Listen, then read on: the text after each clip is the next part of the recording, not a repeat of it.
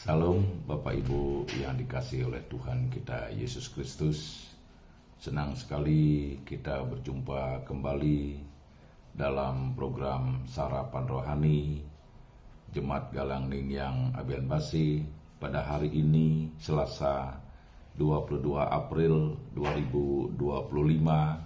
Semoga kita senantiasa ada dalam kasih Tuhan kita Yesus Kristus.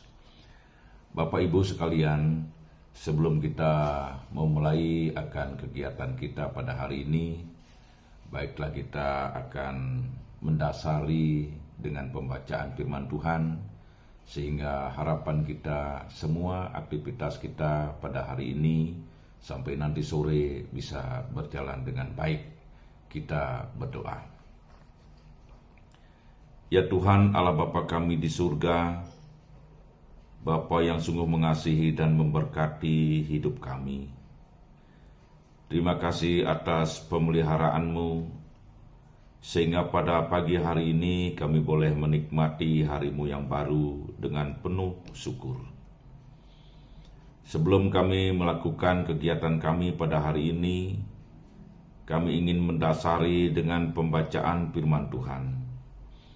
Kiranya Roh Kudus Tuhan akan memberkati kami, sehingga firman-Mu boleh memberikan kami kekuatan, menuntun setiap langkah kami dalam menyelesaikan kegiatan dan aktivitas kami sepanjang hari ini.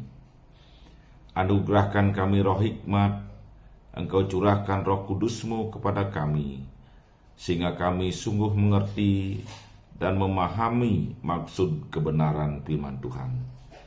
Terangi hati kami ya Tuhan, dan jauhkan kami dari kuasa-kuasa yang ingin mengacaukan kebenaran firman-Mu. Terima kasih ya Tuhan, kami sambut firman-Mu hanya di dalam nama Tuhan kami Yesus Kristus. Amin.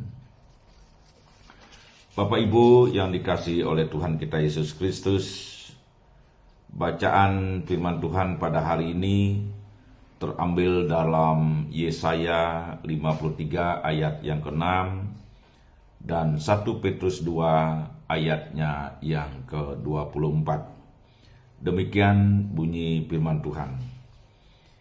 Kita sekalian sesat seperti domba, masing-masing kita mengambil jalannya sendiri, tetapi Tuhan telah menimpakan kepadanya kejahatan kita sekalian.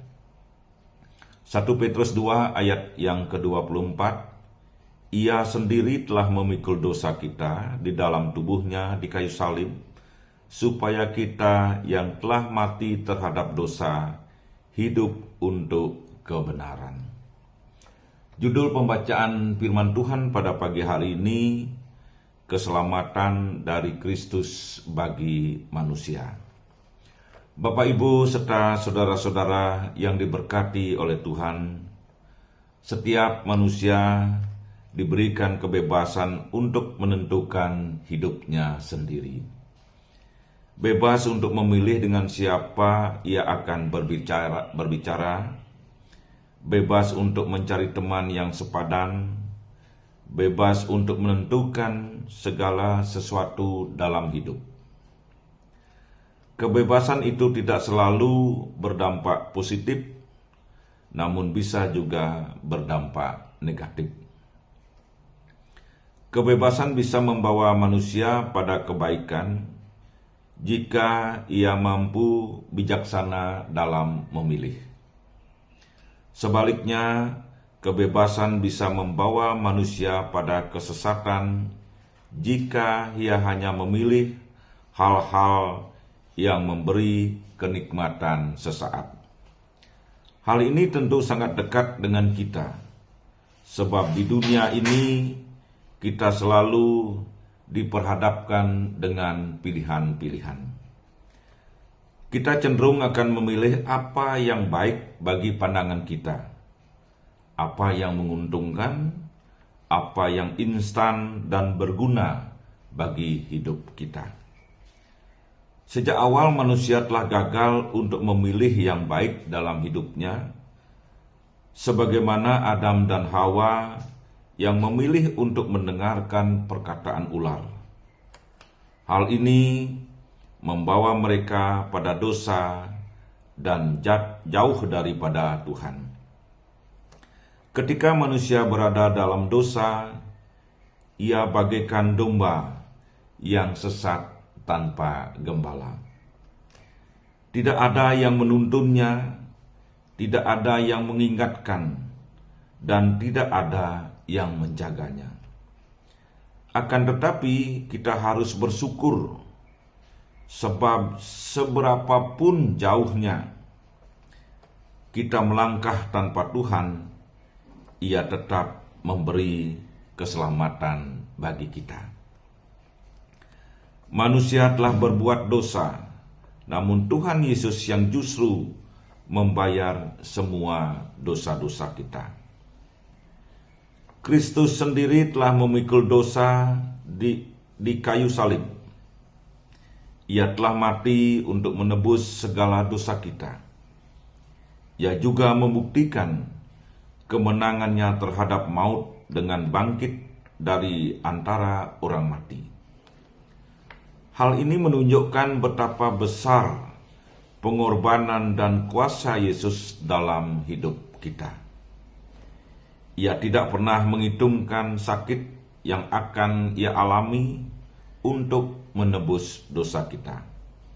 Tetapi Ia ingin supaya kita memiliki hidup yang kekal dan hidup dalam kebenarannya.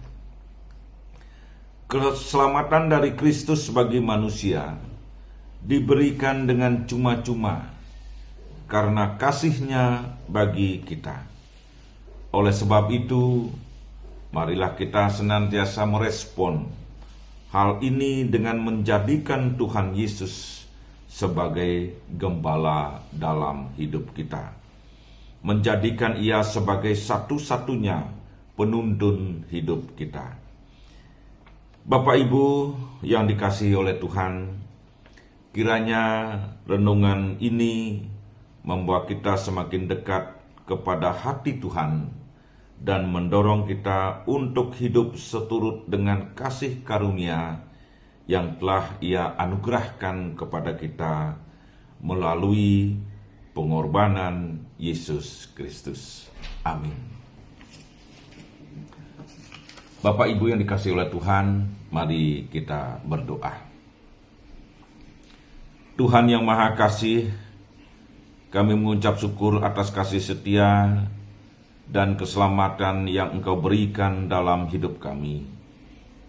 Kami mengaku ya Tuhan, bahwa kami masih sering jatuh dalam dosa dan melakukan kesalahan. Ampunilah kami atas segala kelemahan dan ketidaksempurnaan kami.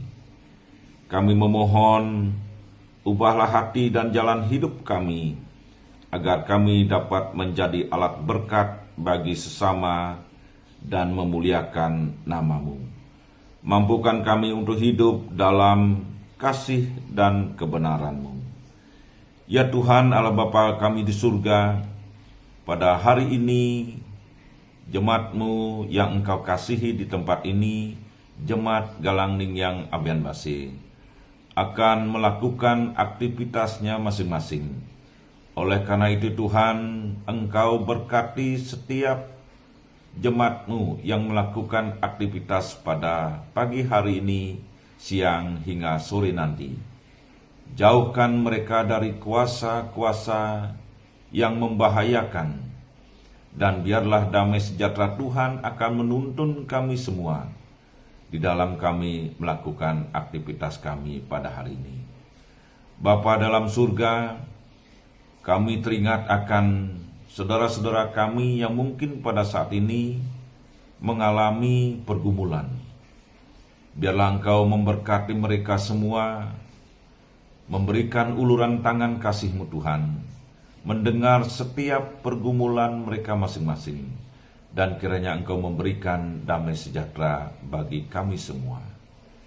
Ya Tuhan, kami akan memulai aktivitas kami pada hari ini.